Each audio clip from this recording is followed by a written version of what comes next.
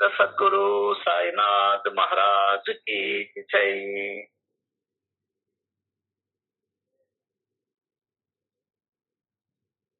అందరూ బాగుండాలని, ఆరోగ్యంగా ఉండాలని, ఆనందంగా ఉండాలని, సంతోషంగా ఉండాలని, ఆత్మతత్వాన్ని తెలుసుకోవాలని, ప్రేమ, దయ, జాలి, కరుణ ఇవన్నీ మన హృదయాలలో వెళ్ళి విరియాలని ఆ దేవాది దేవుడిని మనస్ఫూర్తిగా కోరుకుంటూ ఈరోజు మనం సత్సంగంలోకి వెళ్తాం. ఎప్పుడో బాలాసాహెబ్ బాజే ఇచ్చాడు మన కులకర్ణి గారి పటం, బాబా చిత్రపటం. ఆయన దాన్ని పూజిస్తూ ఉండేవాడు. అట్లాగే ఎప్పుడు సాయి యొక్క ప్రత్యక్ష దర్శన భాగ్యం కలుగుతుంది అని అనుకుంటూ ఉండేవాడు. అని బాధపడుతూ చింతిస్తూ ఉండేవాడు.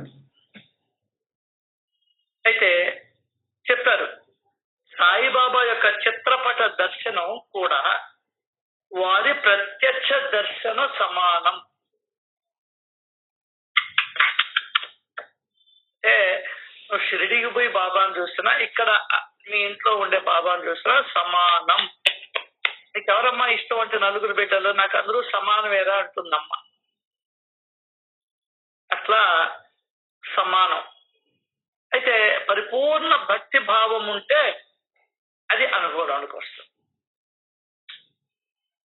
100% బాబా సశరీరంగా నా పూజ గదిలోనే ఉన్నాడు, నా ఇంట్లోనే ఉంటాడు అనేటువంటి 100కి 1000% నమ్మకం ఉంటే నీకు అనుభవాలు వస్తాయి. లేకుంటే అనుభవాలు రావు. అది కాకపోతే కొన్ని ఇస్తుంటాడు దయదలిచి. నమ్మాలి. మీ ఇంట్లో మీ ఆయన ఉంటే, అమ్మా మీ ఆయన ఉన్నాడా అంటే వస్తే ఉన్నాడయ్యా పిలుస్తాను కూర్చోమ్మని చెప్తాం. మీ ఇంట్లో బాబా ఉన్నాడా అంటే ఉన్నాడు అని చెప్పగలగాలి. అది అంతేకాదు, మీ ఇంట్లో నలుగురికి భోజనం వండుతుంటే ఎందుకు నలుగురికి వండుతున్నామంటే బాబా ఊళ్ళ ఆయనకు కూడా అనే ఆలోచన మనకు రాగలగాలి. అది ఆయనకి, ఆయన చిత్రపటానికి తేడా లేదనుకున్న వాళ్ళకి అనుభవాలు వస్తాయి, అందరికీ రావు. వేమూరి వెంకటేశ్వరరావు గారికి అనుభవం ఉంది, నమ్మకం ఉంది, విశ్వాసం ఉంది. ఆ ఫోటోలో నుండి రేసెస్ వచ్చాయి. ఆ ఫోటోల నుండి రేసెస్ వచ్చాయి. ఎక్కడి నుంచో రావండి. అదే యద్భావం తద్భవతి.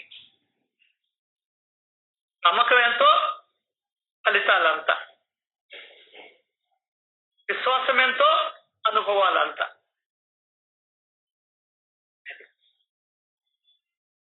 అంతా నీ నమ్మకంలో ఉంది, అంతా నీ ఆలోచన విధానంలో. నా లోపలే ఉన్నాడు అనుకుంటే అదొక స్థాయి నమ్మకం. అంతా మనం అనుకోవడంలో ఉంది. నీ మనసులో కలిగే భావాలను బట్టే నీకు నాకు ఎవ్వరికైనా అనుభవాలు. ఈ లెక్క.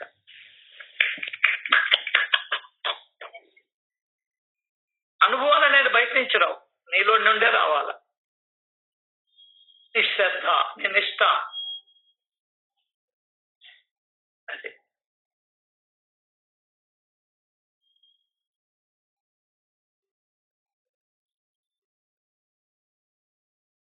కేవలం పటము యొక్క దర్శనం బాబా యొక్క ప్రత్యక్ష దర్శనముతో సమానమని తెలియచేసే వాస్తవికత నిరూపణను శ్రోతలు శ్రద్ధగా వినండి. అబ్బా,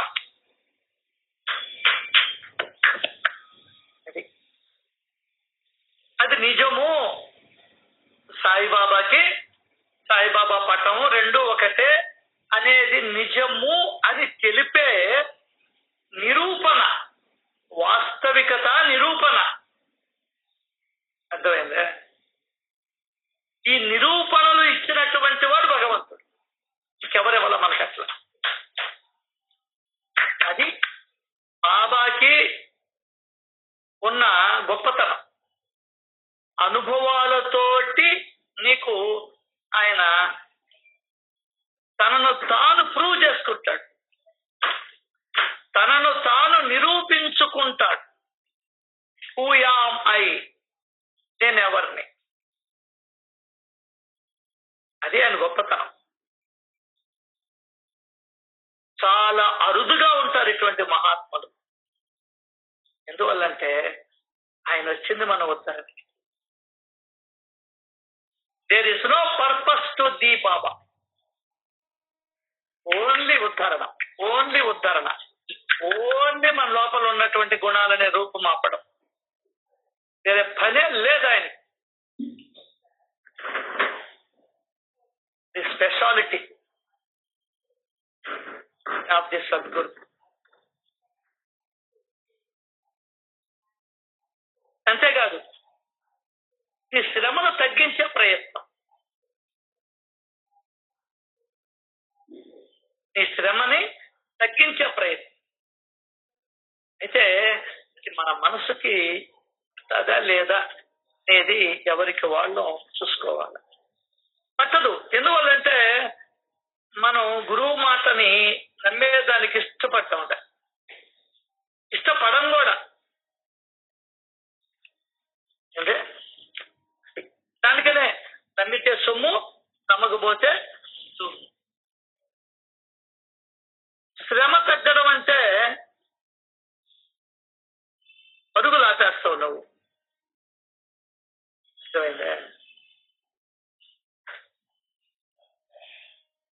నీకు నీ ఇంట్లో పట్టం ఉంటే నెలకు ఒకసారి నువ్వు వెళ్ళవు షిరిడి. షిరిడీకి పోయినా ఆయనే, ఇక్కడ కూడా ఆయనే.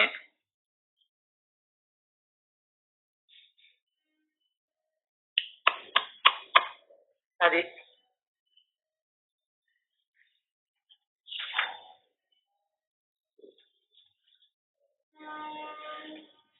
అయితే మనం నమ్మం. అప్పటికైనా చాలా వివరంగా చెప్పాను నీకు, చాలా వివరంగా చెప్పాడు. నేను ఇప్పుడు ఎక్కడ ఉన్నాను, అదే నేను ఇప్పుడు ఎక్కడ ఉన్నాను, నన్ను ఎలా కలుసుకోగలరని మీరు అనుకుంటారు కదూ. అసలు అనుకున్నావా ఆయన కలుసుకోవాలని?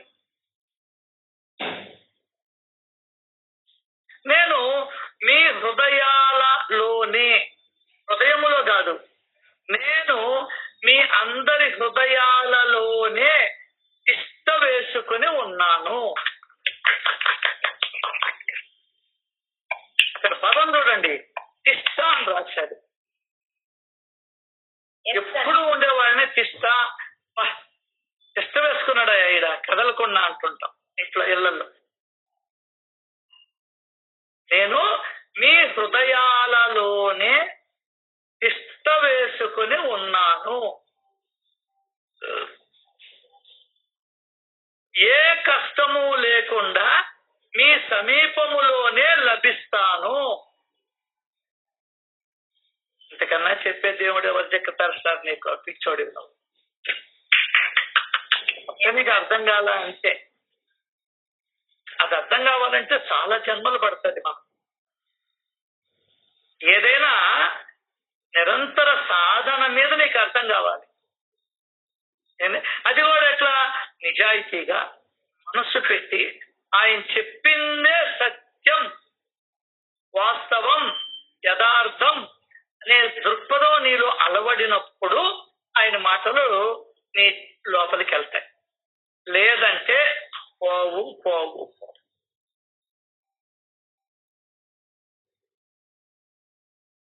మనం నమ్మం. అడుగుతున్నాడు, నేను ఇప్పుడు ఎక్కడ ఉన్నాను, నన్ను ఎలా కలుసుకోగలరు అని మీరు అనుకుంటారు కదూ. నేను మీ హృదయాలలోనే తిష్ట వేసుకుని ఉన్నా. ఏ కష్టం లేకుండా మీ సమీపంలోనే లభిస్తాను.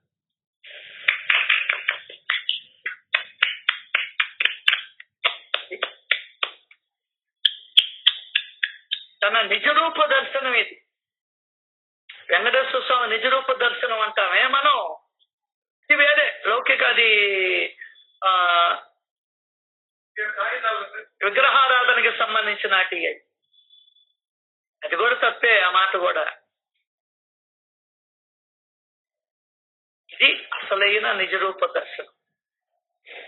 దానికి లక్షలు పెట్టి పోతావు, దీనికి ఫ్రీగా కూర్చొని ఎనరా అంటే ఎనవు. అది తేడా. నువ్వు ప్రపంచంలో ఏ తెలివినైనా సంపాదించుకోవచ్చు, కానీ భగవంతుడికి సంబంధించినటువంటి విజ్ఞానాన్ని, సుజ్ఞానాన్ని సంపాదించుకోవడానికి చాలా పుణ్యం ఉండాలి నీ దగ్గర. డైరెక్ట్ గా నువ్వు బియ్యం దగ్గరికి పోవాలంటే చాలా చనువు ఉండాలి నీకు.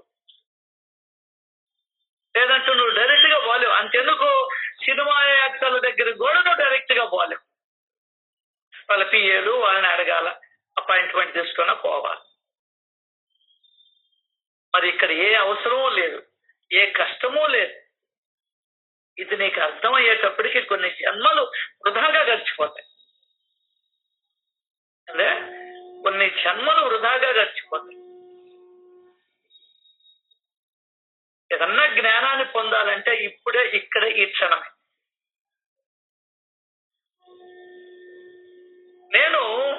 నేను మీ హృదయాలలోనే తిష్ట వేసుకుని ఉన్నాను.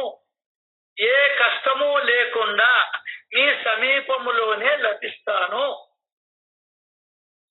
మీరు అడుగుతారు, హృదయంలో ఎవరున్నారు? మీకు అర్థం కాదు. నేనున్నానని చెప్పానా? పైన తిష్ట వేసుకుని ఉన్నాను అని చెప్పానా? అయినా కూడా నీకు అర్థం కాదు. హృదయంలో ఎవరున్నారు?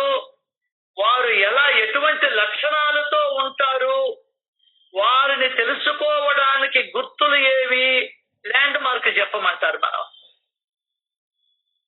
అర్థం కాదా? ట్రంక్ రోడ్ గాంధీ బొమ్మ పక్కన, హైదరాబాద్ లో చార్మినార్ పక్కన అయితే చెప్తుంటాం ల్యాండ్ మార్క్. అట్లా అయినా హృదయంలో ఎవరున్నారు, ఆయనకి ఎటువంటి లక్షణాలు ఉన్నాయి, ఆయన తెలుసుకోవడానికి గుర్తులు ఏవి అని మీరు అడుగుతారు. అంతేకాదు హృదయంలో ఉన్నవారు ఎవరు, వారిని ఎలా శరణు వేడాలి అన్న దానికి స్పష్టమైన వివరణను శ్రద్ధగా వినండి అని చెప్పుకుంటూ వచ్చారు.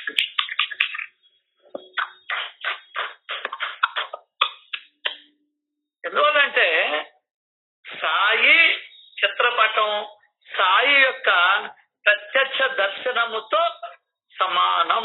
సమానం అనే పదం కూడా తప్పే ఒక రకంగా, కాస్త మనకు అర్థమయ్యేదానికి రాశారు.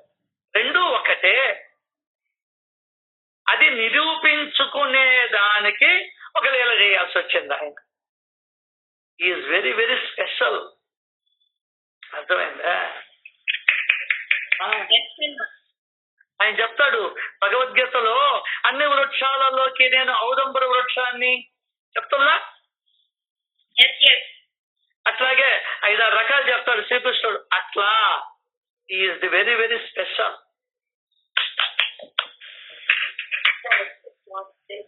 ఈయన అనుభవాలు ఇచ్చాడు. ఆయన అనుభవాలు ఇచ్చి, నీ చిత్రపటము నేను ఒక్కటే, చిత్రపటములో ఉన్నది కూడా నేనే నువ్వు నమ్మవు. అదే ఇట్లా నా మనవాడిని చూపిస్తా అని చెప్పి నువ్వు ఆల్బమ్ చూపిస్తావు, అగో నిద్రపోతున్నావు. ఎంత తెలివిగల వాళ్ళు చూడండి. అర్థం కాలా? ఏ ముప్పిరేనే అర్థమయ్యేది.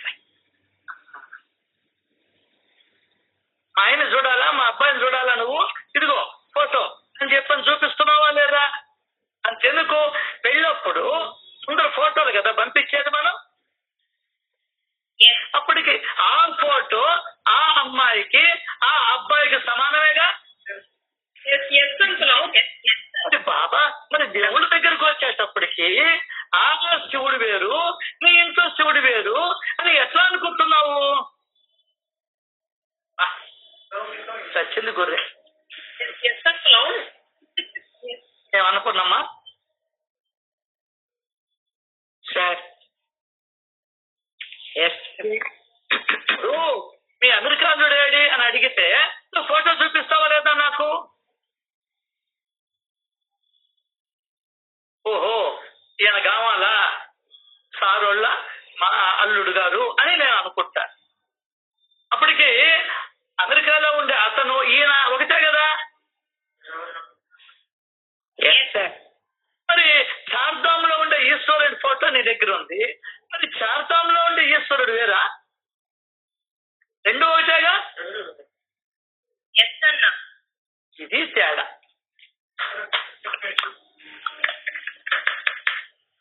దీనికి ఇంక తిరుగులేదబ్బాయి.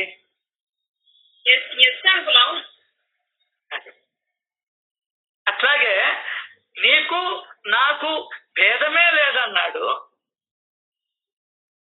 అప్పటికి ఆయన నువ్వు ఒకటేగా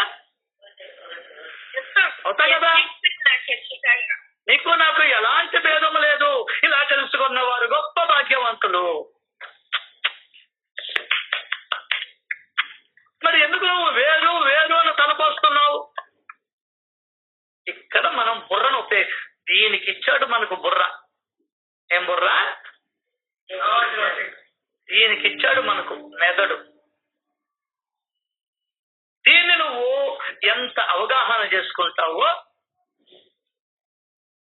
అంతగా స్థిమిత పడుతుంది నీ మనసు. లేదంటే పరుగులు పెడుతూనే ఉంటుంది. ఏం ఇబ్బందిలే, పరుగులు పెడుతూనే ఉంటుంది. ఇది నీ మనసు నమ్మితే ఇంకా నీ కుట్టే మగోళ్ళు లేడు ఈ ప్రపంచం.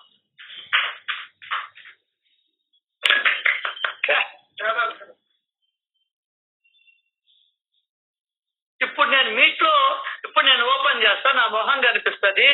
నన్ను ఇదిగా చూసినా ఇదే మొహం మధ్యాహ్నం చూసినా కూడా మారదు.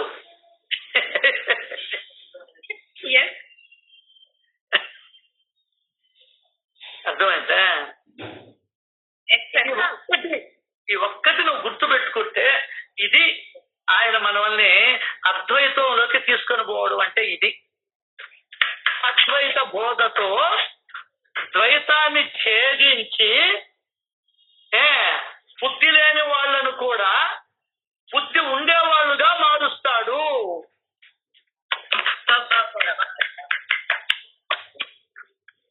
ఆయన ప్రేమ ఎవరికి అర్థం అవుతుంది సార్? ఆయన పడే తపన, ఆయన పడే ఆరాటం. అంతెందుకు ఇంట్లో గాని, వీధిలో గాని, దారిలో గాని, ఆయా ప్రదేశాలలో ఎవరు మీకు కలిసినా అది నేను చెప్పాడా?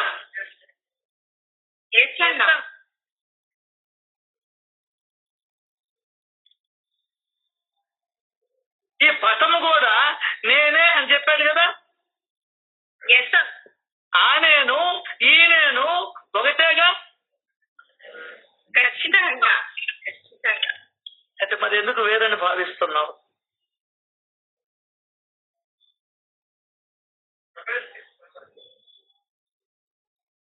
నేను మీ హృదయాలలోనే తిష్ట వేసుకొని ఉన్నాను అని నేను అనే పదం ఉపయోగించాడు ఆయన. ఇంట్లో గాని, వీధిలో గాని, దారిలో గాని మీకు ఎవరు కలిసినా అది కూడా నేను అన్నాడు. అప్పటికి ఈ నేను వేరు, ఆ నేను వేరా? నో. అది సచరిత్రిక బ్యూటిఫుల్నెస్. అది కాబట్టి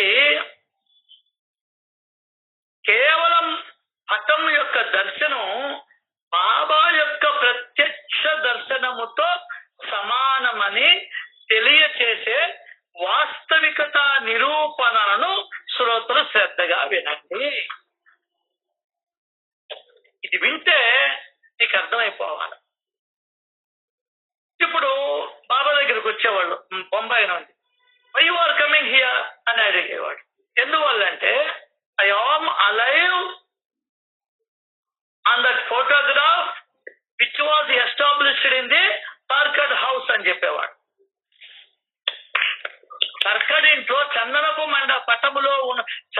మండపములో ఉన్నటువంటి చిత్రపటములో నేను సజీవముగా ఉన్నాను. I am alive. అర్థమైందా? నువ్వు షిరిడీకి పోతావు, మళ్ళీ బొంబాయికి పోయి తరకడింట్లో ఫోటో చూడాలంటావు. షిరిడీకి పోతావు, బాబా ఇచ్చిన చిత్రపటం చూడాలంటావు. ఎక్కడికి వెళ్ళి? హేమాద్రి పంత్ గారి ఇంటికి వెళ్ళి. బాబా చెప్పుల్ని మ్యూజియంలో చూస్తావు, నిమోన్కర్కి ఇచ్చిన చెప్పుల్ని చూడాలనుకుంటావు. బాబా కఫ్రీని మ్యూజియంలో చూస్తావు, మళ్ళీ మహల్సాబతి ఇంట్లో ఉన్నటువంటి కఫ్రీని చూడాలనుకుంటావు.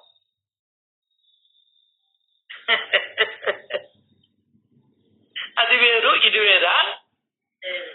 నో. ఫ్యామిలీ ఫోటో ఉంటది, అదెవరు? మీ అబ్బాయా అని అడుగుతాడు పిల్లవాడు. అవునా? అబ్బాయి అంటే ఫోటో అబ్బాయి అని అర్థం కాదుగా. సో వాడికి, ఫోటోలో ఉన్నటువంటి వాడికి, ఎక్కడో చదువుకుంటున్నటువంటి నీ వాడికి తేడా లేదు అని అప్పుడు మనం గుర్తించామా? మరి ఇంటికాడ ఉన్నటువంటి బాబా ఫోటో నిజమైన బాబా అసలు నా ఇంట్లో వచ్చి కూర్చున్నాడు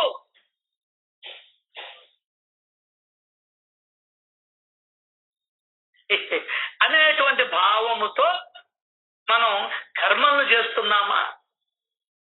పూజలను చేస్తున్నామా? వ్రతాలను చేస్తున్నామా? చెప్పు. సినిమా హాల్లో మౌనంగా ఉంటావు.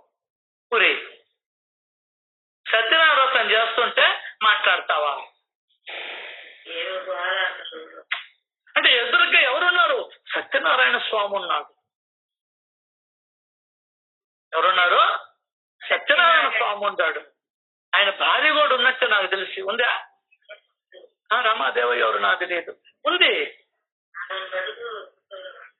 వాళ్ళని కూర్చోబెట్టుకొని నువ్వు మాట్లాడతావా? ప్రధానమంత్రి మీ ఇంటికి వస్తే నువ్వు నీ పిల్లలతో కబుర్లు చెప్తావా?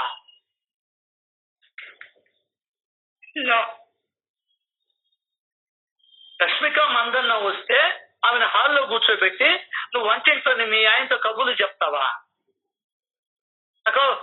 అందరికి రాబు.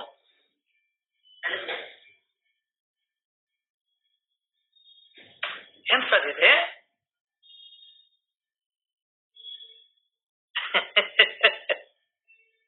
దానికనే ఐఆమ్ అలైవ్ అన్నాడు, ఫోటోగ్రాఫ్ అన్నాడు. అంతేకాదు ఇంకొక అద్భుతమైన లేజు చేస్తాడు. రేపు నేను మీ ఇంటికి వస్తాను అన్నాడు. హేమాద్రి పంత్ గారితో రేపు నేను మీ ఇంటికి వస్తాను అన్నాడు. వెళ్ళాడంటే ఏమన్నాడు? వెళ్ళాడు. ఫోటో రూపంలో ఉన్నాడు.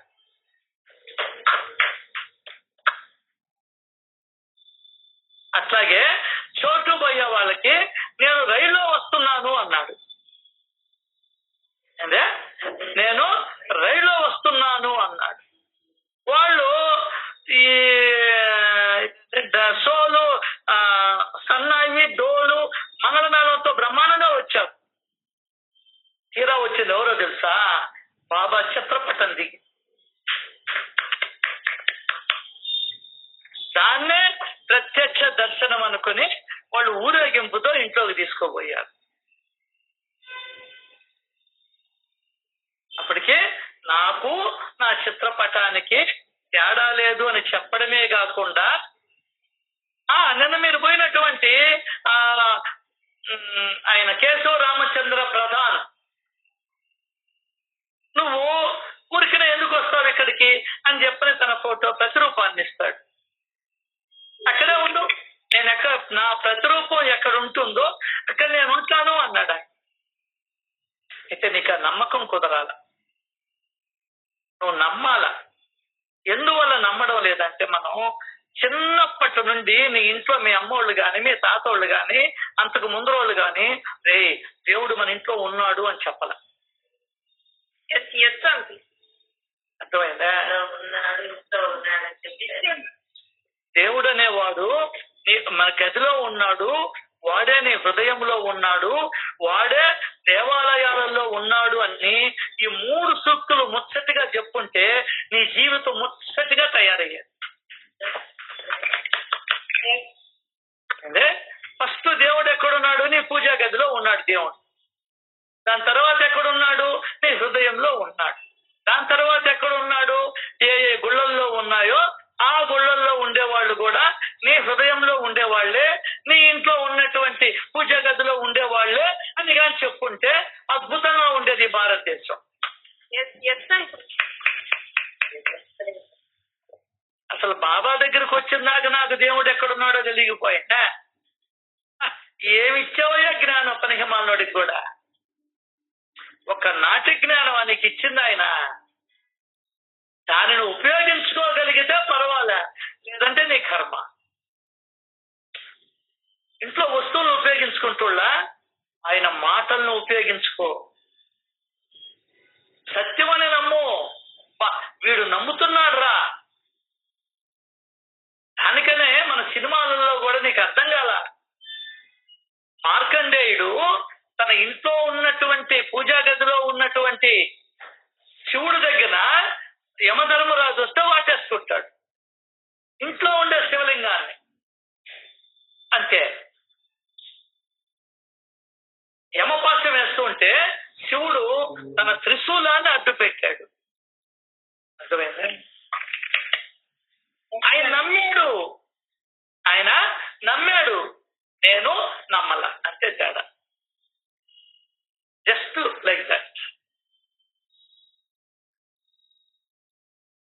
మళ్ళీ సాయంకాలం అయితే నన్ను ఎక్కడికి తీసుకోపోలేదు, దేవుడి దగ్గరికి తీసుకోపోలేదు.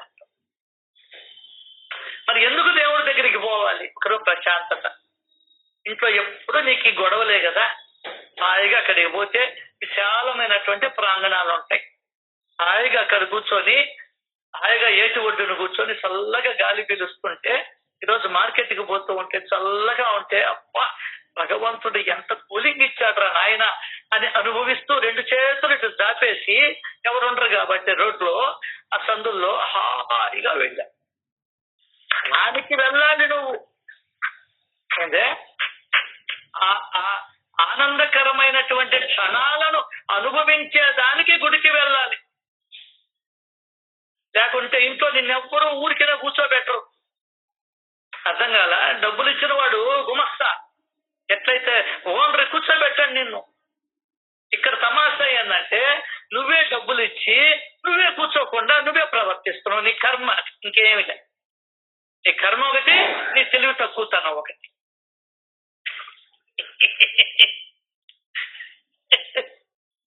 అదేమిటి చేయబడలేదు. చూసుకోమ్మా, అమ్మా చేసుకోమ్మా, వద్దన్నాను నేనా.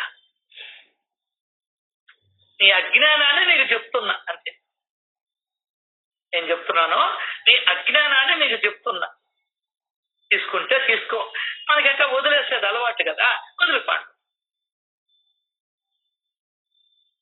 పిచ్చి మహోదు నా భార్య నన్ను 4 లక్షలు కొనుక్కొని ఆమెంతా సేవలు చేసి పెట్టింది. ఆమె ఇచ్చిన డబ్బులు లేకపోతే నన్ను అందరూ కొట్టేవాళ్ళు. ఆమె ఇచ్చిన ఆస్తి లేకపోతే. ఆమె ఇచ్చిన డబ్బులతోనే ఇల్లు కొనుక్కున్నాము. ఆ ఇల్లు ఏమో బాకీలు కట్టాం. అవన్నీ వస్తే చాలా కోపాలు వస్తాయి కానీ జనాలకే. ఆ కోపం తగ్గించుకో. ఈరోజు ఈనాడు పేపర్లో చూడు, కోపం ఎంత దూరం తీసుకెళ్ళిందో, ఎవరెవరిని ఎంతెంత నాశనం చేసిందో. వాస్తవ దృక్పథాన్ని అలవర్చుకో. యథార్థతను అర్థం చేసుకో. అప్పుడు జీవితం కడు రమ్యంగా ఉంటుంది, కడు అద్భుతంగా ఉంటుంది.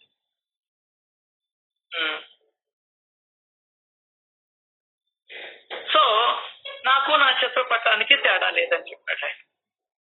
అంతేకాదు, ఒకడు బాబాకి గండు మల్లెలంటే ఇష్టం కదా అని బాబా పట్టం వాడి ఇంట్లో ఉంటే వాడు బాబా ముక్కు దగ్గర బాబా పేర్చవయ్యా అని చెప్పని ముక్కు దగ్గర పెట్టాడు. అతుక్కోపోయి అనే పెడుతూ సాయంకాలం ఊడిపడ్డది. అంతేకాదు, బాబా యొక్క రూపుని సావిత్రిబాయి టెండూల్కర్ ప్రతిరోజు దొడ్లో కాస్తూ ఉన్నటువంటి పూలు తెచ్చి బకుల్ ఫ్లవర్స్ పక్కగా పరిచి మెత్తగా దాని మీద పడుకోబెట్టేది. ఇక్కడికి రాగానే అబ్బా ఈమె నన్ను రోజు ఆ పగడి పూల వాసనతో అల్లాడిచ్చిందిరా అని చెప్పాడు. అట్లాగే రోజు ఒక ఆయన ఉండ్రాలు తెచ్చిపెట్టేవాడు వినాయకుడికి. ఇక్కడికి రాగానే అబ్బా వీడు పెట్టిన ఉండ్రాలు తినలేక నేను అల్లాడిపోయానురా అన్నాడు. అట్లాగే తర్కడి ఇంట్లో ఫోటో ఉంటే రోజు నైవేద్యం పెట్టేవాడు ఆ పిల్లోడు. ఒకరోజు పెట్టకపోతే ఏమమ్మా ఈ రోజు నాకు పెట్టలేదు, నేను వెళ్ళాను మీ ఇంటికి, తలుపులు మూసి ఉన్నాయి, అయినా నీకు నాకు ఉన్నటువంటి సంబంధం వలన ఏ విధంగా పెళ్లి పత్రిక నువ్వు లేకపోయినా ఇంటి తాళం వేస్తుంటే తలుపు సందులో దూర్చిపోతారో ఆ విధంగా ఆ విధంగా నేను మీ ఇంటికి వెళ్ళానమ్మా, ఎవరు లేరమ్మా, మన సంబంధం ఎంత గొప్ప సంబంధమో అని తెలియజేస్తాడు. సూపర్ ఎగ్జాంపుల్ అనుకున్నా. అర్థమైందా? అది అట్లా ఒకసారి నవయుగ తుకారాం అని పిలువబడే హరిదాసు ముంబైపుర నివాసి, ఆయన బాలాబువా సుతార్ ఆయన పేరు. బాబా దర్శనానికి షిరిడీకి వెళ్ళాడు. అదే అతడు ప్రప్రథమంగా బాబాని కలుసుకోవడం. అంతకు పూర్వం ఎప్పుడూ కలుసుకోలేదు. చూడండి ఎంత వివరిస్తున్నాడో హేమాద్రి పంత్ గారు. అదే గొప్పతనం దీంట్లో సచ్చరిత్రలో ఉన్నటువంటి గొప్పతనం. మక్కీకి మక్కీ మీకు అర్థం కాలేదు కానీ ఎప్పుడు అంత దూరం మీరు ఆలోచించారో లేదో, హేమాద్రి పంత్ రాసింది పద్య భాగంలో ఉంటది. ఏందే పద్య భాగంలో ఉంటది. అటువంటి పద్య భాగంలో ఉన్నటువంటి దానిని అర్థము చెడకుండా యథావిధిగా గద్య భాగంలోకి రాయడం అనేది భగవంతుడు తప్ప ఇంక ఎవరికి చేత కాదు. అదే ఓవి మరాఠీలో దాన్ని హైదరాబాద్ కృష్ణావర్జున రాజేంద్ర ప్రసాద్ గారు అట్లనే ట్రాన్స్ఫర్ చేశారు తెలుగులోకి. సరే ఏదో ఆయన చేసుకున్నాడు, అది కూడా చదివి అది నాకు పంపించాడు. అది చదివి చూడు ఎట్లుంటాడు. తలాతోకం ఉండదు, తలాతోకం ఉండదు. అర్థం ఒక అర్థానికి కుదరదు. అటువంటిది ట్రూత్ అసలు ఒరిజినల్ ట్రాన్స్లేషన్ ని, ఒరిజినల్ మరాఠీని మన తెలుగులో గద్య భాగంలోకి యాజ్ ఇట్ ఈస్ గా ఒక్క పదము ఒక్క అర్థము కూడా మిస్ కాకుండా మనకు అందించినటువంటి చిరస్మరణీయురాలు మనమ్మ గారు.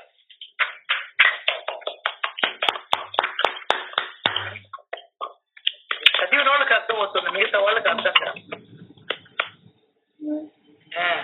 నేను మనమ్మ గారిది చదివా, అఖిలానంద గారిది చదివా, ఆయన నింబాల్కర్ గారిది చదివా, ఇంకా ఎంతో మంది రాశారు. వేమూరి వెంకటేశ్వర్లు గారు రాశారు, ఆయనది చదివా. దేవుడి దేవల్ల అట్లాగే జరీన్ ఆమెది చదివా ఇంగ్లీష్ లో.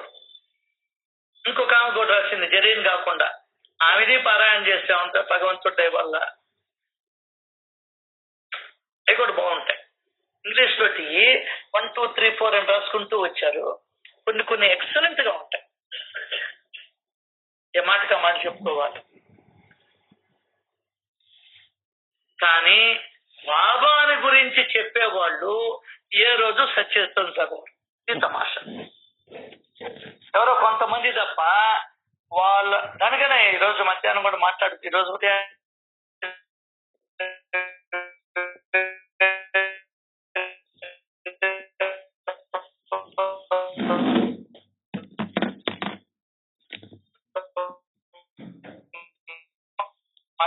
రోజు వింట అటువంటి వాళ్ళకి సచ్చరిత్ర వంట పడుతుంది. అది కూడా అంతా పట్టదు, ఏదో 1%, 2% వంట పడుతుంది. అటువంటిది సంవత్సరానికి ఒకసారి వార్షికోత్సవాలప్పుడు, లేదంటే ఇంకేదైనా పెళ్లిళ్ళప్పుడు, పబ్బాలప్పుడు సత్సంగాలు పెట్టుకుంటే వాళ్ళకి ఏమర్థం అవుతుంది చెప్పు. దానివల్ల ఎక్కడికి పోవడం లేదు రమేష్. ఇప్పుడు నేను ఏం లాభం లేదు, పోయి అసలు లాస్ట్ కి మనం మౌనానికి వెళ్లాల్సిందే అని చెప్పుకుంటూ వచ్చాడు. నిజం, వెళ్ళాము ఏదో చెప్పు అయితే ఒకటి మనకు మేలు, నా బొట్టోడికి మేలు అవుద్ది. నేను అక్కడికి పోయాను, నా బొట్టోడికి మేలైంది, మీకు మేలైంది. ఈరోజు మధ్యాహ్నం మా అన్నోళ్ళ ఇంట్లో 3 గంటలకు ఉంది, నాకు మేలు అవుతుంది. మళ్ళీ నేను బ్రహ్మయజ్ఞం 5 పంచమహాయజ్ఞాన్ని ఒకసారి గుర్తు చేసుకునే దానికి నీకు నాకు మేలు అవుద్ది. ఇల్లు గల్లా వాళ్ళకి మేలు సంగతి పక్కన పెట్టు, ముందు నాకు మేలు అవుతుంది. అట్లాగే వచ్చిన వాడికి మేలు అవుతుంది. వాళ్ళకి ఎప్పుడు మేలు కాదు. ఎందువల్లంటే వాళ్ళు వచ్చిన వాళ్ళ అతిథుల్ని పిలవడం, ఆహ్వానించడం, వాళ్ళని కూర్చోబెట్టడం, వీటిల్లోనే ఉండిపోతారు. అర్థమైందా? అది. సో ఇతను ఎంత వివరంగా రాసుకున్నాడు ఈయన. అదే అతడు ప్రథమంగా కలుసుకోవడం చాలుగా, అంతకు పూర్వం ఎప్పుడూ కలుసుకోలేదు. అతడు బాబా పరస్పరం అట్లా ఇద్దరు చూసుకున్నారు. వెంటనే సాయిబాబా అన్నారు, సాయి అతనితో 4 ఏళ్ల నుండి నువ్వు నాకు పరిచయం అని స్పష్టంగా చెప్పాడు. అంటే సిన్స్ 4 years, 4 ఏళ్ల నుండి నువ్వు నాకు తెలుసు, పరిచయం అన్నాడండి. బాబా ఇలా ఎందుకు అంటున్నారా అని బాలాబువ ఆశ్చర్యపోయాడు. బాలాబువ ఆశ్చర్యపోయాడు, ఇలా ఎందుకు అంటున్నారా అని.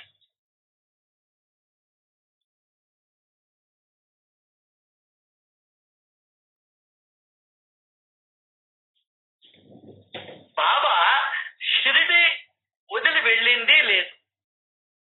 నేను కూడా ఇతనిని ఈ రోజే చూస్తున్న కళ్ళతో.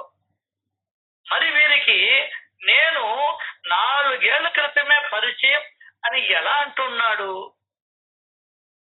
అని బువ ఆలోచిస్తూ ఉన్నాడు.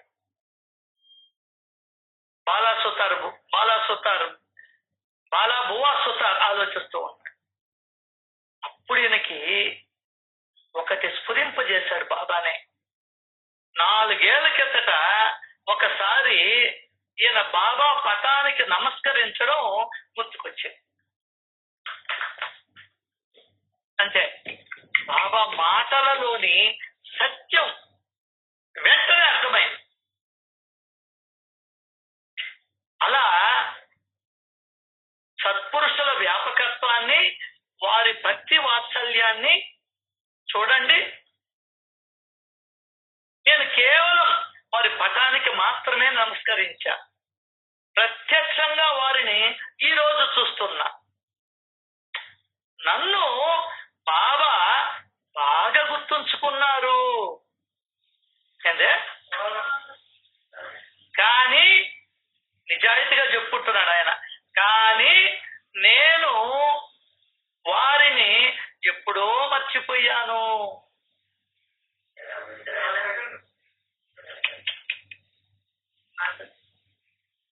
అర్థమైందా?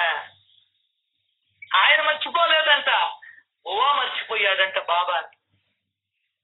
దానికని దైవ దర్శనానికి పోతే నువ్వు పోయావని కాదు, ఆయన చూస్తాను నిన్ను. అబ్బా, లిఖితం వచ్చింది నా దగ్గరికి, విజయ్ కుమారి వచ్చింది నా దగ్గరికి అని.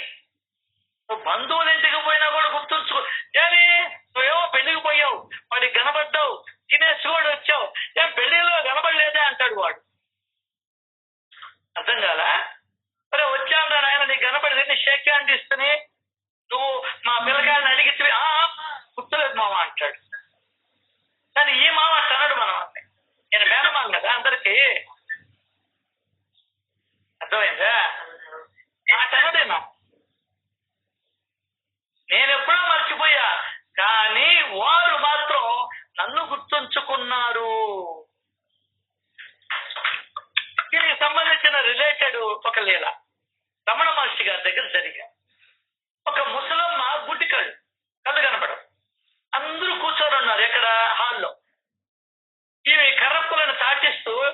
టక మన శబ్దం చేస్తూ ఎవరికి తగలకుండా కాలు నా కాలు తన కాలు ఎవరి మీద పడకుండా జరగండి అంటూ పోతూ ఉంది.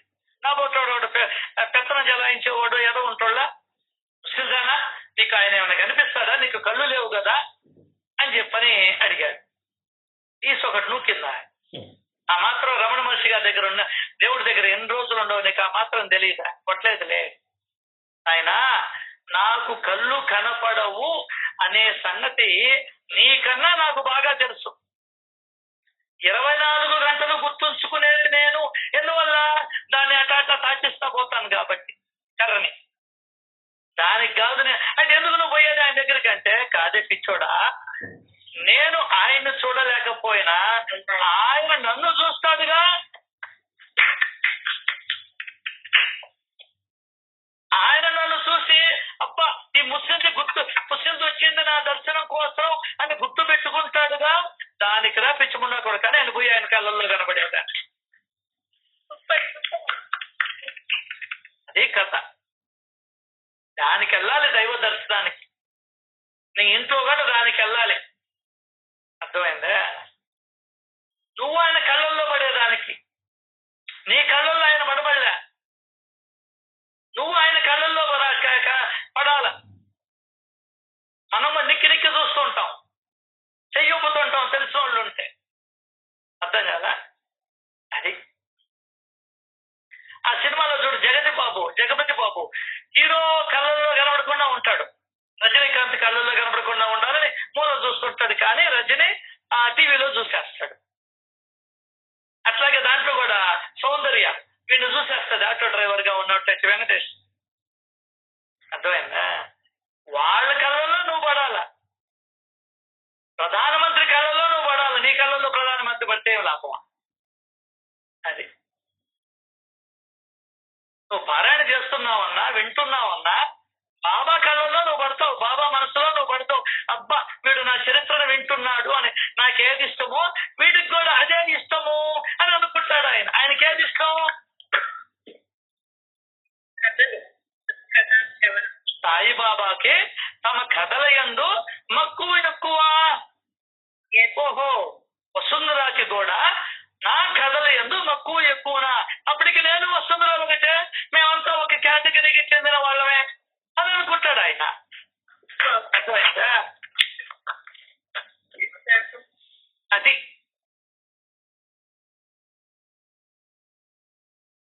అదే చెప్తున్నాడు. నేను కేవలం మరి పటానికి నమస్కరించా, ప్రత్యక్షంగా వారిని ఈ రోజే చూస్తూ ఉన్నా, కానీ బాబా నన్ను బాగా గుర్తుంచుకున్నారు, నేను వారిని ఎప్పుడో మర్చిపోయా. నేను మర్చిపోయానని అనటం కూడా సరి అయినది కాదేమో. బాబా మాటల అర్థం నాకు వెంటనే తెలియలేదు. పటానికి నమస్కరించడం ద్వారా నేను వారికి పరిచయం అయ్యానని వారు అన్నది నేను తెలుసుకోలేకపోయాను. బాబాకు నేను తెలుసు, కానీ నాకు ఆ విషయం తెలియదు.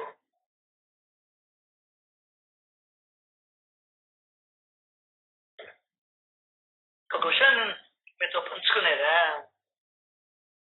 రాష్ట్రపతికి నువ్వు తెలియకపోవచ్చు, ప్రధానమంత్రికి ముఖ్యమంత్రికి తెలియకపోవచ్చు, మీ అన్నదమ్ముళ్ళకి మీ చుట్టాలకి నువ్వు తెలియకపోవచ్చు, నువ్వు మాత్రం భగవంతుడికి బాగా తెలుసు.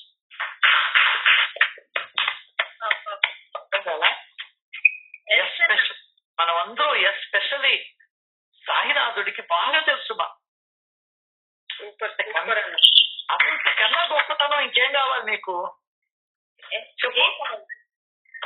అదే కదా ఆయన అన్నదే, నాకు వాళ్ళు తెలుసు వీళ్ళు తెలుసు అన్నానే గాని బాబా తెలుసు అని అనలేకపోయానే అని ఏడ్చాడు కూర్చొని. బాబా పట్ట ముందు కూర్చొని ఏడ్చాడు. అరే ఆయనకి నువ్వు తెలుసమ్మాయి, నీకు ఆయన తెలియడం పెద్ద గొప్ప ఏం కాదు, కానీ నువ్వు ఆయనకి బాగా తెలుసు. రోజు ఆయన స్మరణలో ఉంటున్నావు, రోజు ఆయన గురించి చింతన చేస్తున్నావు, రోజు ఆయన మాటలు వింటూ ఉన్నావు. బయటోడు నేను అనుకుంటే ఎంత, అనుకోకపోతే ఎంత. దేవుడు సృష్టికర్త, వాడు అనుకుంటున్నాడు నిన్ను. నీకు అంతకన్నా ఇంకేం కావాలి? వాడు పొగిడితే ఎంత, పొగడకపోతే ఎంత, వాళ్ళు ఇస్తే ఎంత, ఇవ్వకపోతే ఎంత. ఇదొక్కటి ఎరుకులో ఉంటే చాలు. మా నీకు దేవుడు తెలియడం పెద్ద గొప్ప కాదు, ఆయనకి నువ్వు తెలియడం గొప్ప. ఆయనకి నేను తెలియడం గొప్ప. అదే చెప్తున్నాడు, బాబాకి నేను తెలుసు కానీ నాకు ఈ విషయము తెలియదు. సత్పురుషులు గుర్తుకు తెచ్చి తెలియచేస్తేనే దేనినైనా మనం తెలుసుకుంటాం. ఇప్పుడు నువ్వు తెలుసుకున్నావు.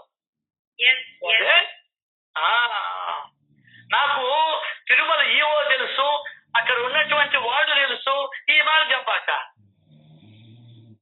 అర్థమైందా?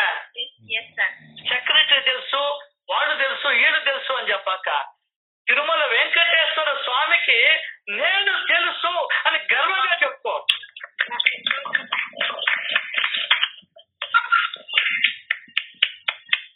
పొంగిపోడా ఆయన? ఏందే పొంగిపోడా? ఏ చెప్తున్నాడు, బాబాకి నేను తెలుసు కానీ నాకు ఆ విషయం తెలియదు. సత్పురుషులు గుర్తుకు తెచ్చి తెలియచేస్తేనే దేనినైనా తెలుసుకుంటాము.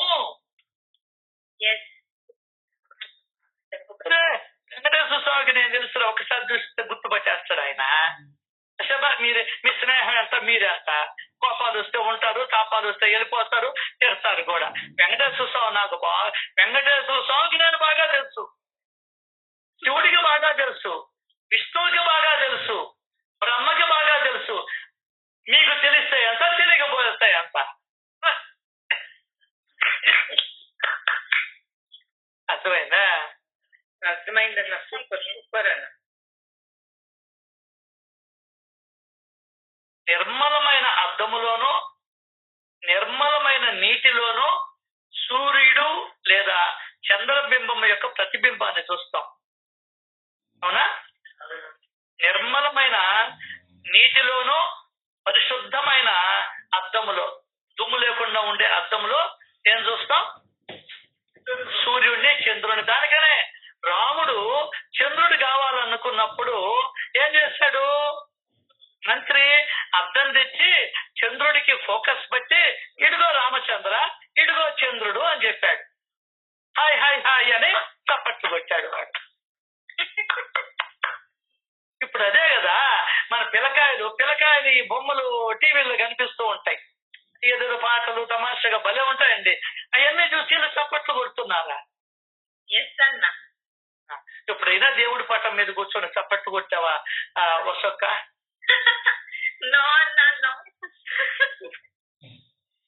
ఇది మనం చేసే పూజ.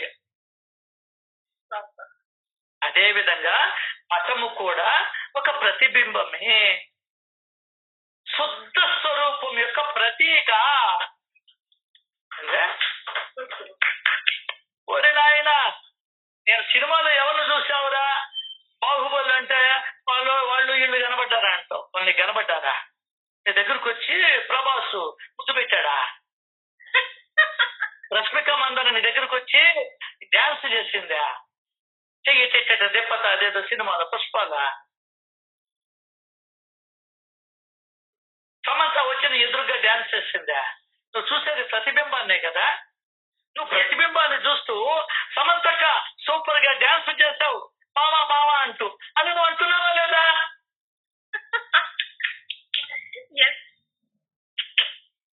మరి అక్కడేమో వేరుగా చూడడం లేదు, మరి ఇక్కడేమో వేరుగా చూస్తున్నావు. ఈ అజ్ఞానాన్ని తొలగించుకునే దానికి బ్రహ్మయజ్ఞం చేయాలి నువ్వు రోజు. అర్థమైందా?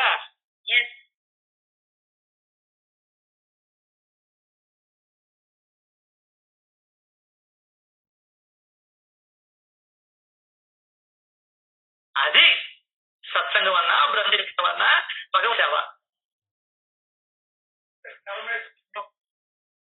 చూడలేదు కదా మరి సూపర్ గా డాన్స్ చేసింది అని ఎట్లా చెప్తావు?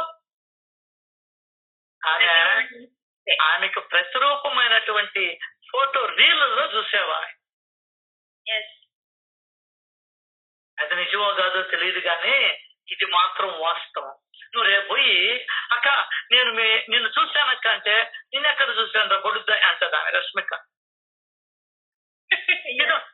సినిమాలో చూశానక్క అంటావు. పిచ్చోడు లాగుండాడా సినిమాలో నువ్వేంద్ర అందరూ చూస్తుందా అనుకుంటారా? పిచ్చిది కాదు, మహా తెలివి గలది. నువ్వు పిచ్చోడివి. దేవుడికి నేను చాలాసార్లు కనబడ్డానని నువ్వు అనుకోవడం. అంతేకాదు దేవుడు నన్ను గుర్తు పెట్టుకొని ఉంటాడు అన్నాడు అనే సచరిత్ర ద్వారా రుజువు చేయబడింది. కానీ ఎప్పుడు నువ్వు అనుకోవాలి. దేవుడు నీకు తెలియడం కాదు గొప్ప, దేవుడికి నువ్వు తెలియడం గొప్ప. ప్రతి సెకండ్ ఆయన నిన్ను చూస్తూనే ఉన్నాడు. నేను చూస్తున్నాను అని గుర్తించు చాలు. ఇక నువ్వేమి చేయబడలే. అంటే నీ ఇద్దరిని గందరగోళం చేసుకోబాక జీవితాన్ని. ఆయన నన్ను చూస్తున్నాడు, నేను ఆయనకి తెలుసు.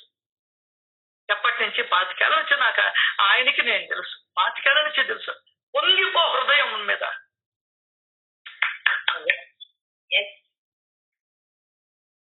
ఇది ఈ లీలలో ఉన్నటువంటి గొప్ప అంతరార్థం, గొప్ప జ్ఞానం.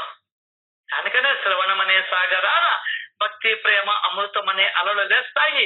వాటిల్లో మరలా మరలా మరలా మునిగితే జ్ఞానరత్నాలు లభిస్తాయి. మళ్ళీ మీతో పంచుకుంటూ ఉన్నా, దేవుడు నీకు తెలియడం కాదు, నువ్వు దేవుడికి తెలుసు.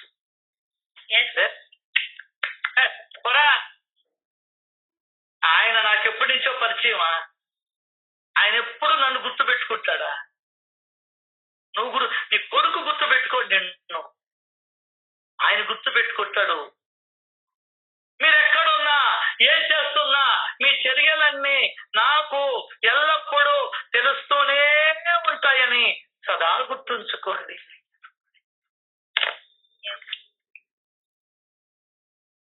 ప్రతి సెకండులో 1000వ వంతు కూడా నన్ను చూచే దేవుడు నాకు చిక్కాడు, నాతో ఉండే దేవుడు నాకు చిక్కాడు. నేను ఎక్కడికి పోయినా కూడా నాతో వచ్చే దేవుడు నాకు చిక్కాడు.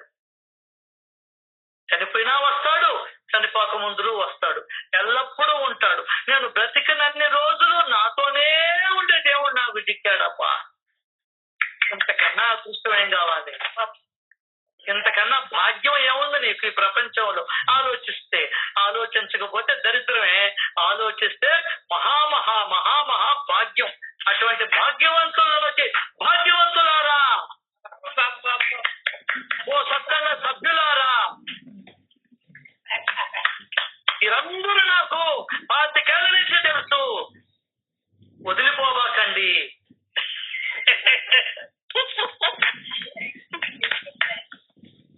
వదిలిపోతే నేను మర్చిపోతాను మిమ్మల్ని.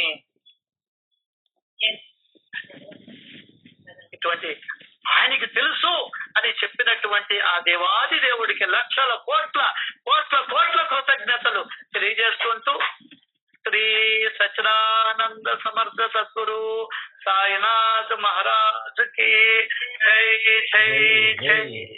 Thank you.